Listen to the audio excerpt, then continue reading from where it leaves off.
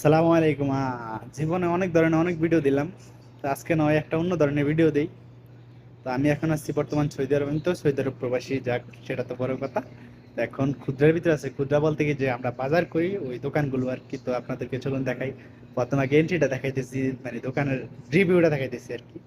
মানে এত সুন্দরভাবে সাজানো, যা বলার বাইরে আর কি। তো আমি আপনাদের ব্যাক ক্যামেরা দিয়ে দেখাইতেছি আর কি। দেখেন প্রত্যেকটা ফল ফ্রুট এভাবে সাজায় না, মানে যার যতটুকু লাগবে। আপনার যদি এক পিসও লাগে আপনি এক পিস কিনে নিয়ে যেতে পারবেন। এভরিথিং এই জায়গায় উপরে ফল ফ্রুট আছে, তারপরে টমেটো আছে, মানে বিভিন্ন ধরনের ফল যেগুলোর নামে আমি সঠিক করে জানি না। যেমন দেখেন রসুন প্যাকেট করা, ভেন্ডি, তারপরে কুমড়া, মানে এভরিথিং আর কি, সব কিছুই। যেটা এই যে দেখা যায় না আমারে আর কি, মানে এগুলোই আর কি। তো মানে দেখতে অন্যরকম একটা সৌন্দর্য। তো আমি এদিকে ক্যামেরাটা নিচ্ছি না আর কি, এখান থেকে দেখাচ্ছি।